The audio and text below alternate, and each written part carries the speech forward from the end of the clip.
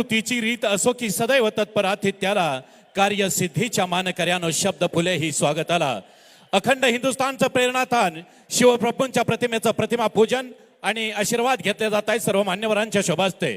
अखंड हिंदुस्थानचं प्रेरणास्थान निश्चयाचा महामेरू बहुत जनांसी आधारू अखंड स्थितीचा निर्धारू श्रीमंत योगी महाराष्ट्राचा आराध्य दैवत छत्रपती शिवाजी महाराजांच्या पवित्र स्मृतीला अभिवादन करून राखट देशा कनकर देशा महाराष्ट्र देशा असं ज्या भूमीला गौरवानं संबोधलं जातं ती महाराष्ट्र भूमी. शौर्य आणि पराक्रम इथल्या नसानसांमध्ये खेळणारी पराक्रमाची अधिष्ठात्री असणारी आई तुळजाभवानी.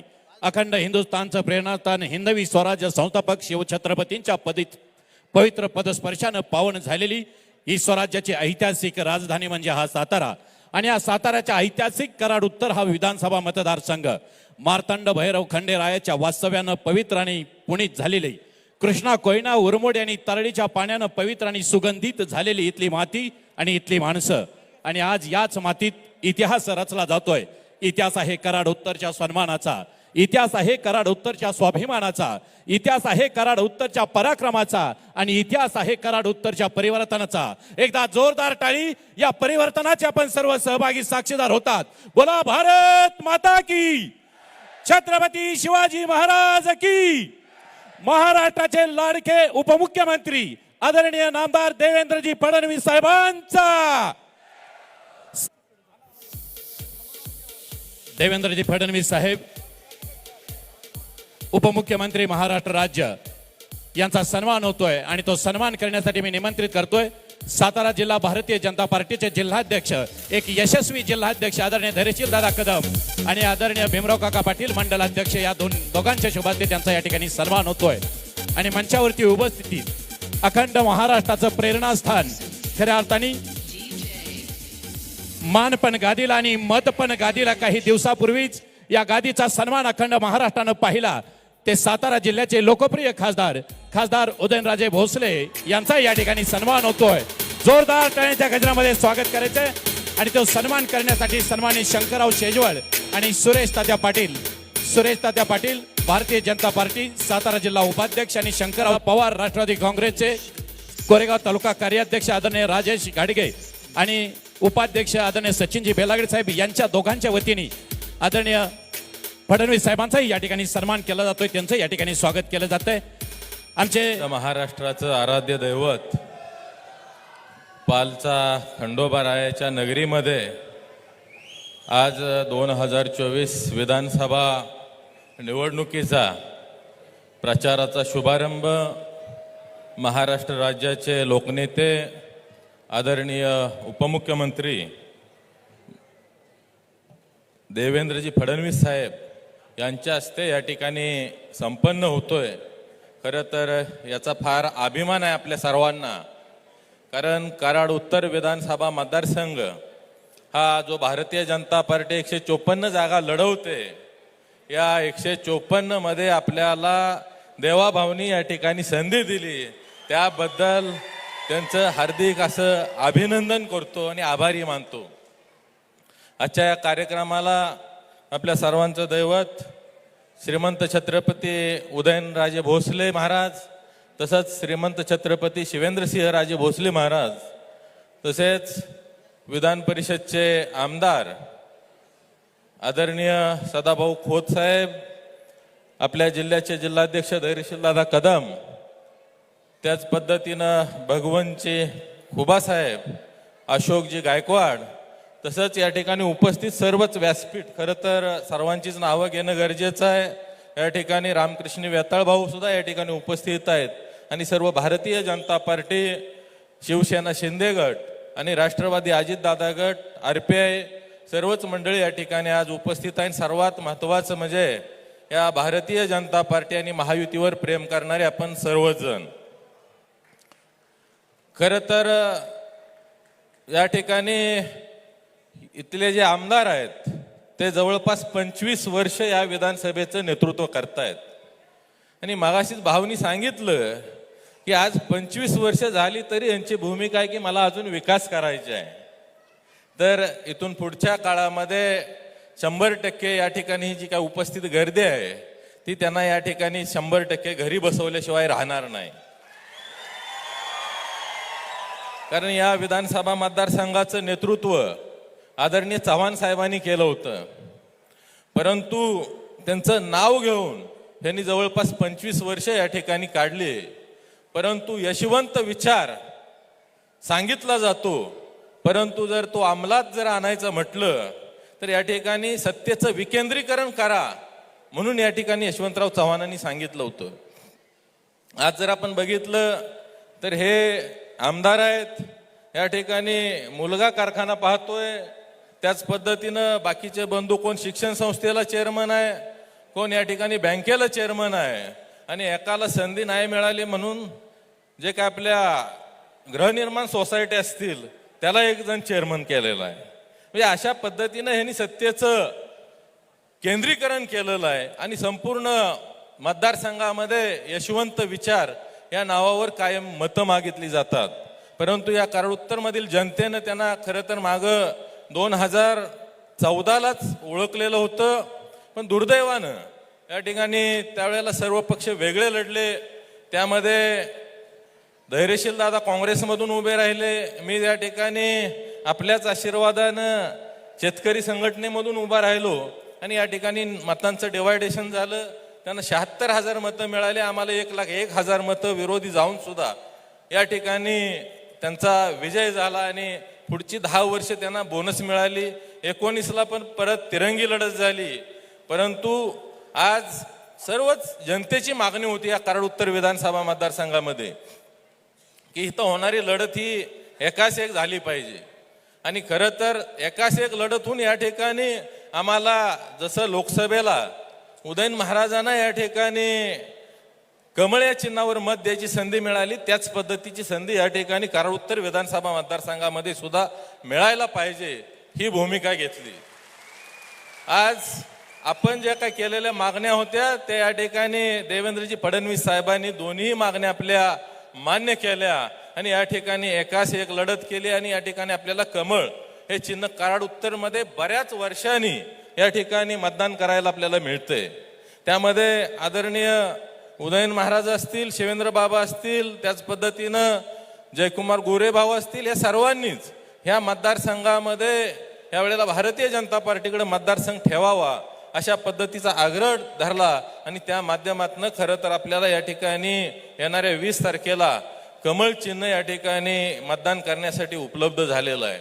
आज आपण बघतोय संपूर्ण महाराष्ट्रामध्ये एकाच दिवशी सर्व ठिकाणी इलेक्शन आहे. साहेब, मी आता इलेक्शनच्या निमित्तानं तसंच अगोदर सुद्धा आम्ही लोकसभेचे इलेक्शन पासून फार अगोदर 4 महिन्यापासून या ठिकाणी ताकदीनं काम करतोय. परंतु जी आपली लाडकी बहीण योजना आहे ही योजना या महाराष्ट्र राज्यामध्ये अतिशय गेम चेंजर अशा पद्धतीची ही योजना झालेली आहे. प्रत्येक गावामध्ये जाईल तिथं महिला भगिनी म्हणतात आम्हाला फक्त कमळ पाहिजे, आम्हाला बाकीचं काही नको आहे. आणि घरात जरी आमचा मिस्टर या ठिकाणी राष्ट्रवादीचं काम करत असले तरी आम्हीच आता त्यांना ह्या वेळेला इतक्या दिवस आम्ही तुमचं ऐकलंय, ह्या वेळेला तुम्ही कमळाला मत द्या अशा पद्धतीनं सांगतायत आणि पुढे दम पण देतायत. जर नाही दिलं तर मग संध्याकाळचं जेवण सुद्धा बंद करावं लागेल.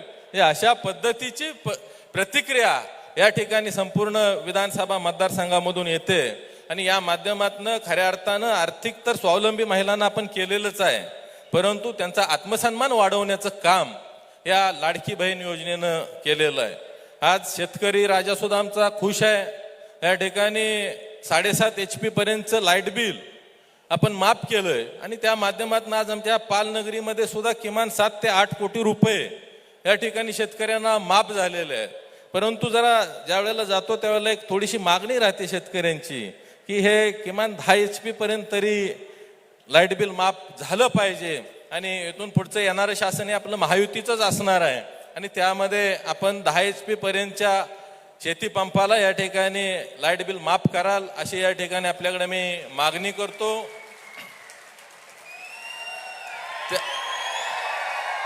आत्ताच या ठिकाणी खटावमानचे आमदार जयकुमारजी गोरेभाऊ यांचं आगमन झालंय, त्यांचं सुद्धा या ठिकाणी मी स्वागत करतो. आज त्याच पद्धतीनं शेतकरी सन्मान योजनेच्या बाबतीत सुद्धा नमो शेतकरी योजनेला 15,000 वर्षाला देणार असं कालच मुख्यमंत्री साहेबांनी डिक्लेअर केलंय. या ठिकाणी वर्षाला 6,000 रुपये आपल्याला शेतकरी सन्मानच्या माध्यमातून शेतकऱ्यांना सुद्धा मिळत आहेत. म्हणजे हे सरकार जर आज आपण बघितलं तर हे देणारं सरकार आहे. आजपर्यंत अशा पद्धतीचं कुठल्याही सरकारने शेतकऱ्यांना कधीही पेन्शन दिली नव्हती. त्याच पद्धतीनं महिलांनाही कधी पेन्शन दिली नव्हती. बऱ्याच वेळा वेगवेगळे नरेटिव्ह या ठिकाणी समाजामध्ये पसरवले जात आहेत की हे इलेक्शन पुरती ही योजना आहे, इलेक्शन झाल्यानंतर या ठिकाणी हे पैसे बंद होणार आहेत. पण या ठिकाणी आम्ही छाती ठोकून साहेब सांगतोय, जर उद्या हे पैसे बंद झाले तर आम्ही आमच्या खिशातनं महिलांना पैसे 1,500 महिन्याला देऊ. एवढा कॉन्फिडन्स या ठिकाणी आमच्याकडे आहे. हे अशा पद्धतीनं वेगवेगळे फेक नरेटिव्ह चालवण्याचा प्रयत्न या ठिकाणी केला जातोय. परंतु यावेळेला आमच्या माता भगिनी असल्या कुठल्याही भूलथापांना 100% बळी पडणार नाहीत. आज आपण बघतो या कराड उत्तर विधानसभा मतदारसंघामध्ये आजही साहेब प्रश्न शिल्लक आहेत. हनबरवाडी धनगरवाडी योजना आमच्याकडे जवळपास 40 वर्ष झालं. त्यांच्या वडिलांनी ते स्वप्न पाहिलं होतं की हनबरवाडी धनगरवाडी योजना या ठिकाणी या कराड उत्तर विधानसभा मतदारसंघामध्ये करायची. परंतु यांना 25 वर्ष जरी मिळाली तरी यांच्याच्यानं कुठलंही त्यामध्ये हालचाल करता आली नाही. ज्यावेळेला आपलं 2014 ते 19 मध्ये सरकार आलं आणि त्या सरकारच्या काळामध्ये हनबरवाडी धनगरवाडी योजनेसाठी फार मोठ्या प्रमाणावर निधी आपल्या माध्यमातून मिळाला. आज हनबरवाडी योजना पहिल्या टप्प्यामध्ये सुरू झालेली आहे आणि धनगरवाडी योजना सुद्धा संपूर्ण पहिल्या टप्प्याचं काम पूर्ण झालंय. आपलं सरकार आल्यानंतर आपल्याला त्या ठिकाणी उद्घाटनाला यायचं आहे. आणि त्याच पद्धतीनं आज तारळीचं धरण हे आपण आज तारळीच्या तीरावरच या ठिकाणी आहोत. 2010 मध्ये तारळीचं धरण झालंय. त्याला एक्सप्रेस कॅनॉलला जोडण्यासाठी कोपर्डे लिंक कॅनॉल या ठिकाणी मंजूर झालेला होता. त्याचं काम 14 ते 19 मध्ये मोठ्या प्रमाणावर झालं होतं.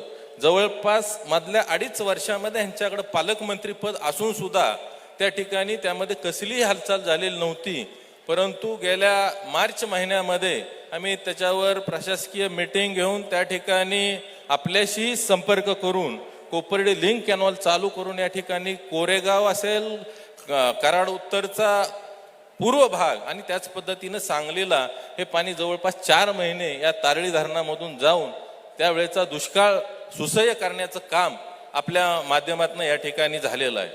आजही आपण या ठिकाणी तारळी पाल उपसा सिंचन योजना आहे, त्याच पद्धतीने इंदोली उपसा सिंचन योजना आहे.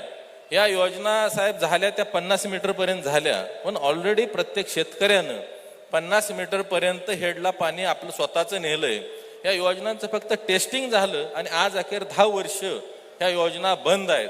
परंतु या विभागाचं एक मागणं आहे की या ठिकाणी ही योजना 100 मीटर हेडपर्यंत आम्हाला पाणी मिळणं गरजेचं आहे. कारण हा कराड तालुक्याचा जो पश्चिम भाग आहे आजही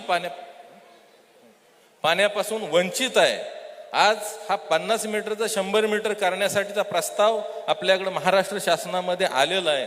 आणि येणाऱ्या काळामध्ये आपलं सरकार आलं की पहिला निर्णय आपण या ठिकाणी घ्याल आणि हा तारळीचा आमचा 100 मीटरचा हेडचा प्रश्न तुम्ही 100% मार्गी लावून या ठिकाणी तारळीच्या पश्चिम भागाला पाणी द्याल अशी या ठिकाणी अपेक्षा व्यक्त करतो.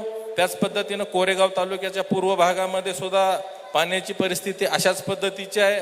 त्या ठिकाणी सुद्धा आपल्याला पाणी देणं गरजेचं आहे. आमचं नागझरे आहे, त्याच पद्धतीनं राजाचं कुर्लं ही गावं पाण्यापासून वंचित आहे. आणि आम्हाला उद्या ही जनता 100% या ठिकाणी आपला भारतीय जनता पार्टीचा आमदार निवडून देणार आहे. पण पुढच्या 5 वर्षानंतर या पाण्याचा विषय तेवढा या ठिकाणी आपल्याला शिल्लक राहता कामा नये आणि असा आपण शब्द या ठिकाणी द्यावा असे मी आपल्याला विनंती करतो. आज उमरज नगरीमध्ये जाणारा जो काय आपला हायवे या हायवेचं सुद्धा या ठिकाणी पारदर्शक पूल होणं हे अतिशय तिथली गरज आहे. आणि तोही प्रस्ताव नितीन गडकरी साहेबांच्याकडे आहे. तोही प्रस्ताव आपण या ठिकाणी मंजूर करून या ठिकाणी जो काही दळणवळणाची फार मोठी अडचण होते ते या ठिकाणी दूर कराल अशी अपेक्षा व्यक्त करतो. त्याच पद्धतीनं अंतर्गत विकासाच्या जर बाबतीत बोलायचं झालं तर आपण आता हेलिपॅडवरून येताना बघितलं असेल रस्त्याची परिस्थिती काय आहे. आपण आपल्याला भरपूर दिलं. ह्या 2.5 वर्षामध्ये 510 कोटी रुपये विकासासाठी दिलेले आहेत. त्याच पद्धतीनं पाटण पंढरपूर रोडसाठी सुद्धा आपण 480 कोटी रुपये दिलेत. म्हणजे जवळपास 1010 कोटी रुपये आपण या कराड उत्तर विधानसभा मतदारसंघाला दिलेले आहेत. परंतु इथला बॅकलॉग हा फार मोठा आहे आणि तो येणाऱ्या काळामध्ये अंतर्गत गावातील कामं असतील, या सर्व गोष्टींसाठी चांगल्या पद्धतीनं येणाऱ्या काळामध्ये आम्हाला निधी द्याल एवढे या ठिकाणी अपेक्षा व्यक्त करतो. आपण खरं तर आज प्रचाराचा शुभारंभ करायला आला त्याबद्दल परत एकदा आपल्या सर्वांना धन्यवाद देतो. जय हिंद, जय महाराष्ट्र.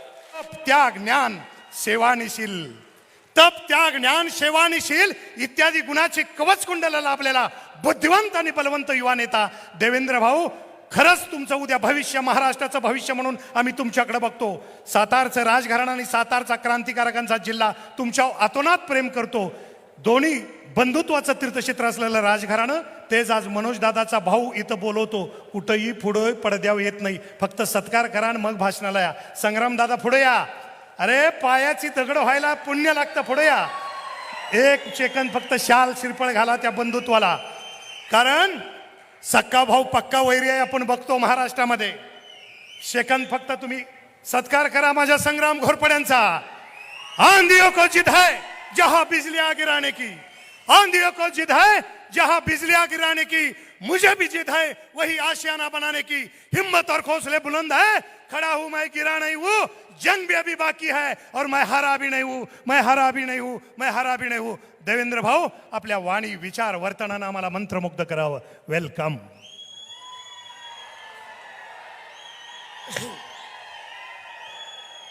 छत्रपती शिवाजी महाराज की, धर्मवीर छत्रपती संभाजी महाराज की, जय भवानी, जय जय जय जय जय भवानी, जय जय जय जय जय शिवाजी. ये कोट, ये कोट, ये कोट, ये कोट. हिंदवी स्वराज्याचे सरसंस्थापक छत्रपती शिवरायांना मानाचा मुजरा करतो.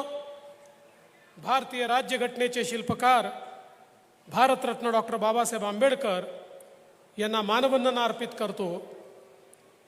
आज खऱ्या अर्थानं म्हाळसा कांतांचा आशीर्वाद घेऊन, त्यांचं दर्शन घेऊन आम्ही या ठिकाणी दादांच्या प्रचाराचा नारळ हा वाढवलेला आहे. आणि मला विश्वास आहे खंडेरायाचा आशीर्वाद आणि म्हाळसाईचा आशीर्वाद मनोज दादा घोरपडेंना मिळणार आणि ते विधानसभेत जाणार.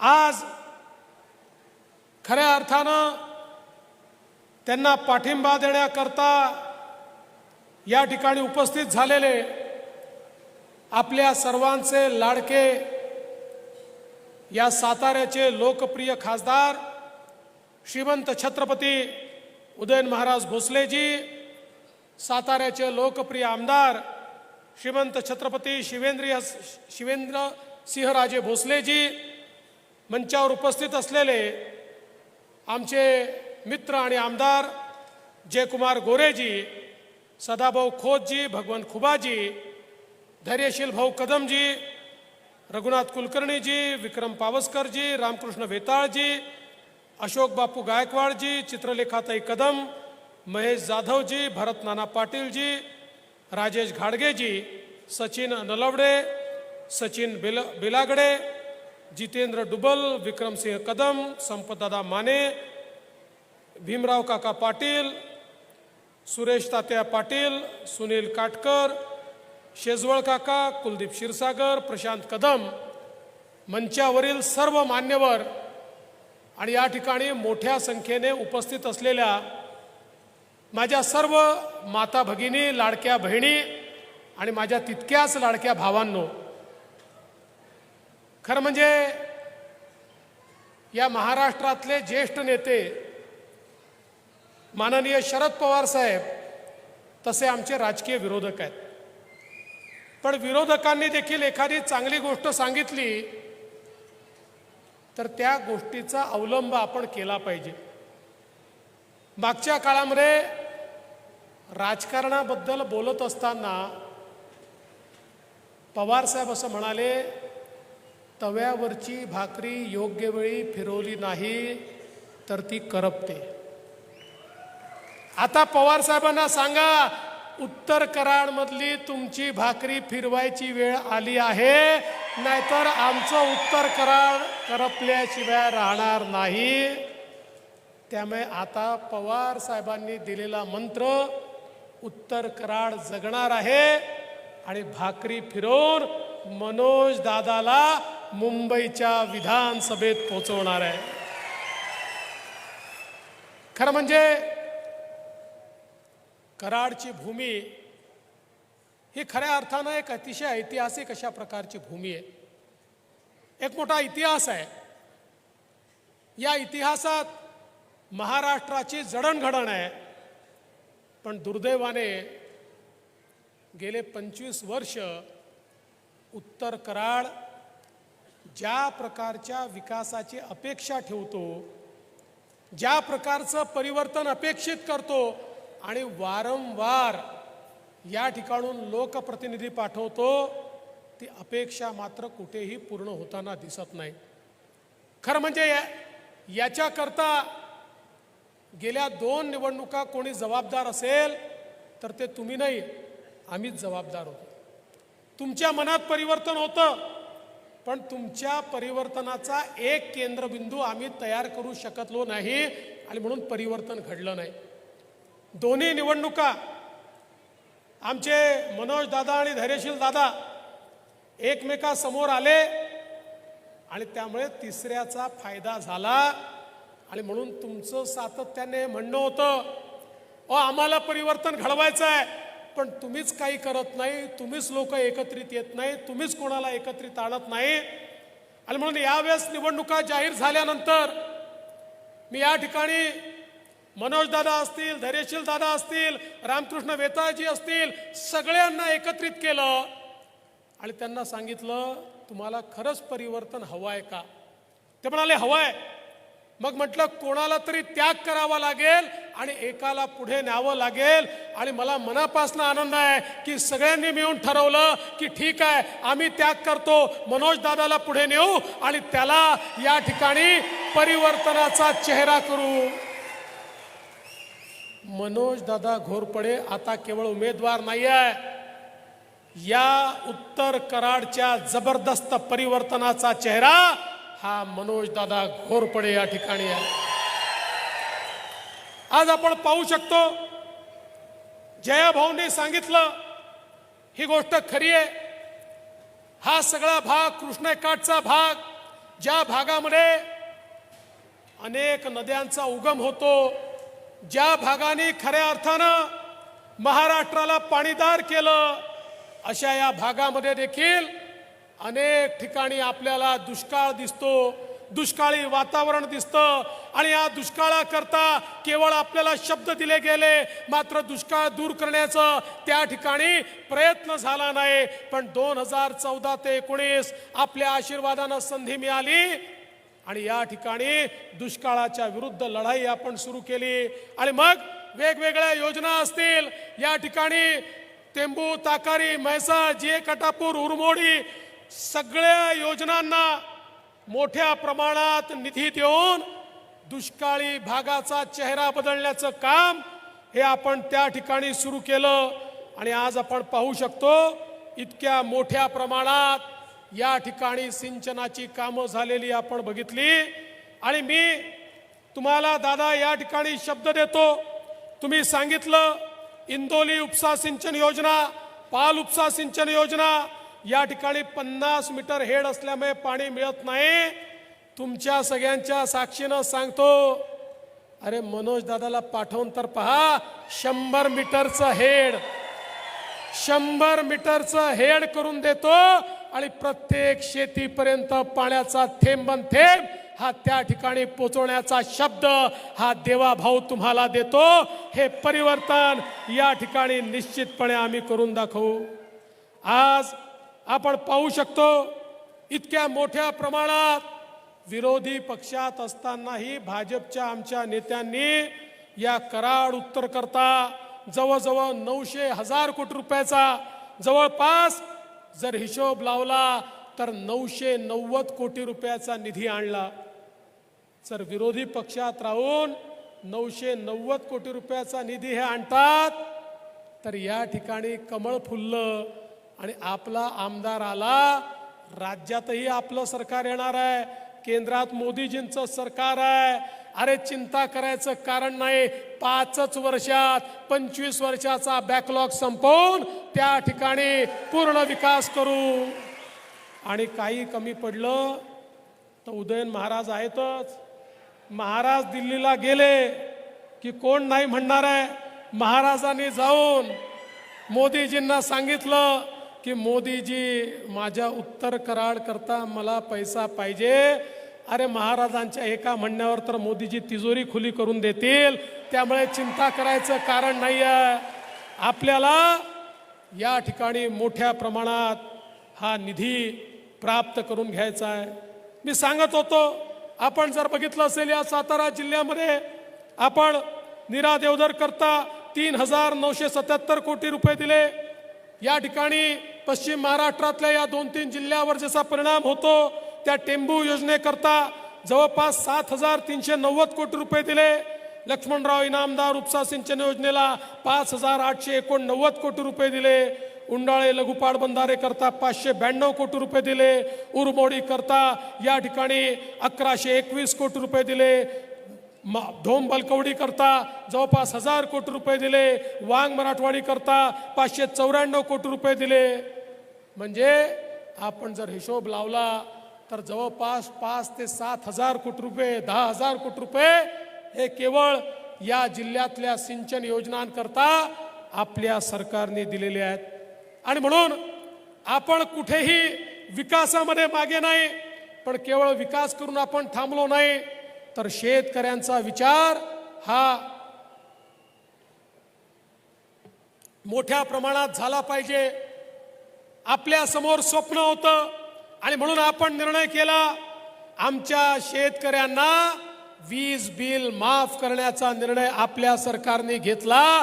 तुम्ही आता शेतकऱ्यांना विचारा, त्यांना बिल येत नाही, 000चं बिल येतं. कारण महिन्याचं 3 महिन्याचं जे शेतकऱ्यांचं बिल आहे ते आता सरकारने भरण्याचा निर्णय घेतला. यापुढे 5 वर्षापर्यंत आमच्या शेतकऱ्यांना विजेचं बिल येणार नाही, ही तजवीज आपल्या सरकारने या ठिकाणी केली. आणि एवढंच नाही, 14,000 मेगावॅट आता सौर वीज निर्मिती आपण सुरू केली आहे. म्हणजे आमच्या शेतकऱ्यांना पुढच्या 2 वर्षानंतर 365 दिवस 24 तास वीज आम्ही देणार आहोत. त्यांना त्या ठिकाणी रात्री शेतामध्ये जाऊन काम करण्याची गरज पडणार नाही. आपल्याला माहिती आहे शेतकऱ्यांच्या पाठीशी उभं राहणारं सरकार आहे. या सरकारने ऊसाच्या शेतकऱ्यावर, कारखानदारीवर जो काही इन्कम टॅक्स लागला होता, 10,000 कोटी रुपयाचा इन्कम टॅक्स, ज्याची वसुली शेतकऱ्यांकडनं करा असा आदेश सुप्रीम कोर्टाने दिला. अरे किती वेळा शरद पवार साहेब महाविकास आघाडीच्या काळात किंवा त्या UPAच्या काळात पंतप्रधानांपर्यंत डेलिगेशन घेऊन जायचे, 10,000 कोटी रद्द करा, 10,000 कोटी रद्द करा. हात हलवत वापस यायचे. आम्ही एक डेलिगेशन घेऊन आमचे नेते आणि देशाचे सहकार मंत्री अमित शहांकडे गेलो. त्यांनी आमचं म्हणणं प्रधानमंत्री महोदयांपुढे मांडलं आणि एका झटक्यामध्ये 10,000 कोटी रुपयाचा इन्कम टॅक्स नेहमी करता माफ करण्याचं काम हे मोदी सरकारने करून दाखवलं. आता माझ्या शेतकऱ्याला जर एखाद्या कारखान्याने जास्त भाव दिला तर इन्कम टॅक्स लागणार नाही, अशा प्रकारची दुरुस्ती ही मोदी साहेबांनी या ठिकाणी करून दिली. आज आपण पाहतोय, कालच आपण आपल्या वचननाम्याची 10 कलमं या ठिकाणी घोषित केली आणि त्याच्यामध्ये आपल्या मुख्यमंत्र्यांनी घोषणा केली, पुन्हा तुमच्या आशीर्वादानं आपलं सरकार आलं तर शेतकऱ्यांची कर्जमाफी देखील या ठिकाणी आपलं सरकार करणार आहे. हा शब्द आपल्या सरकारने या ठिकाणी दिलेला आहे. आज आमच्या बहिणींकरता वेगवेगळ्या योजना आपल्या सरकारने आणल्या. आपल्याला कल्पना आहे लेक लाडकी सारखी योजना आणली, ज्या योजनेमध्ये ज्यांच्या घरी मुलगी जन्माला आली, मुलीच्या जन्माचं स्वागत झालं पाहिजे. मुलगी जन्माला आली की 5,000, पहिल्या वर्गात गेली की 5,000, 7व्या वर्गात गेली की 7,000, 11व्या वर्गात गेली की 8,000, 18 वर्षाची झाली की 75,000, 1,00,000 रुपये त्या घरामध्ये देण्याचा निर्णय आपल्या सरकारने घेतला. एवढंच नाही तर आपल्या सरकारने ठरवलं महिलांना ST मध्ये 50% तिकीट लागेल, 50% कन्सेशन आपण दिलं. जेव्हा मी कन्सेशन दिलं, STचे लोक आले, म्हणाले STचा बट्ट्याबोळ होईल, ST नुकसानीत जाईल, निर्णय घेऊ नका.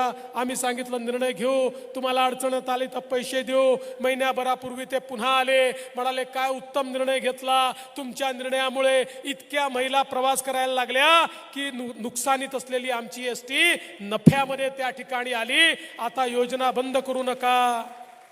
मग मी जरा माहिती घेतली तर माझ्या लक्षात आलं, आता आमच्या बहिणी आमच्या दाजींना सांगतात तुम्ही घरी बसा, मीच तालुक्याला आणि जिल्ह्याला जाऊन येते, तुम्ही गेले की डबल पैसे खर्च होतात, त्या ठिकाणी व्यसन बिसनं तुम्ही करता, पान तंबाखू काय काय खाता, त्यामुळे मी गेली तर घरचे पैसे वाचतात. आमच्या बहिणी आता बाहेर पडलेल्या आहेत. अशा प्रकारची योजना आपण त्यांच्याकरता सुरू केली. एवढंच नाही तर आपण आपल्या मुलींकरता उच्च शिक्षण आता मोफत केलं. 1,00,000 असो, 2,00,000 असो, 4,00,000 असो, सगळी फी राज्य सरकार भरताय. कारण आमच्या लक्षात आलं की सामान्य माणसाच्या घरात 2 मुलं असले तर आई बाप मुलाला शिकवतात आणि मुलीला सांगतात बाई तुला शिकवण्याची ऐपत नाही आहे, तू आता घरी बस, तुझं लग्नच करायचं आहे, तुला शिक्षण देण्याकरता आमच्याजवळ पैसे नाही आहेत. पण आम्ही सांगितलं आता चिंता करू नका, मुलीला शिकवायला तुमच्याकडे पैसे नसतील पण मुलीचे मामा हे त्या ठिकाणी मुंबईच्या मंत्रालयात बसले आहेत, मुलींचे पैसे फीचे ते भरतील. आणि आज मुलींचं मोफत शिक्षण आपण सुरू केलं. आणि एवढंच नाही तर आपण लाडकी बहीण योजना सुरू केली. लाडकी बहीण योजनेच्या अंतर्गत महिलांना वर्षाला 18,000 रुपये, महिन्याला 1,500 रुपये आपण द्यायला सुरुवात केली. आमचे महाविकास आघाडीचे नौटंकीबाज लोक पहिल्यांदा म्हणाले पैसाच मिळणार नाही, मग पैसा मिळायला लागल्यावर म्हणाले तो बँकेतनंच निघणार नाही, मग हे सगळं झाल्यानंतर म्हणाले योजनाच बंद होईल. मला सांगताना या ठिकाणी अतिशय दुःख होतं. बहिणींनो, जसे आम्ही तुमचे लाडके भाऊ आहोत ना, तसे महाविकास आघाडीवाले तुमचे सावत्र भाऊ आहेत. हे सावत्र भाऊ हायकोर्टामध्ये गेले, हायकोर्टामध्ये यांनी केस केली, लाडकी बहीण योजना बंद करून टाका, या ठिकाणी मुलींच्या मोफत शिक्षणाची योजना बंद करून टाका, या ठिकाणी लेक लाडकी योजना बंद करून टाका. पण काळजी करू नका, तुमचे सख्खे भाऊ बसलेले आहेत. आम्ही सगळ्यांनी मिळून कोर्टात असा लढा दिला, कोर्टाने स्थगिती द्यायला नकार दिला आणि आपली लाडकी बहीण योजना सुखरूपपणे या ठिकाणी सुरू आहे. आणि काळजी करू नका, भविष्यातही ही योजना सुरूच राहणार आहे. काल तर आपल्या मुख्यमंत्र्यांनी घोषणा केली, आता 1,500 रुपये नाही, आता 2,100 रुपये हे आमच्या लाडक्या बहिणींना त्या ठिकाणी मिळणार आहेत. आणि म्हणून आपलं जे सरकार आहे ते सामान्य माणसाचा विचार करणारं सरकार आहे, सगळ्यांच्या जीवनात परिवर्तन करणारं सरकार आहे. आम्हाला खूप विकास या ठिकाणी करायचा आहे, पण हा सगळा विकास करत असताना आमची मनापासून इच्छा आहे की या विकासामध्ये कराड उत्तर देखील आमचा भागीदार असला पाहिजे. पण कराड उत्तरला भागीदार जर करायचा असेल तर या ठिकाणी जबरदस्त परिवर्तन करावं लागेल.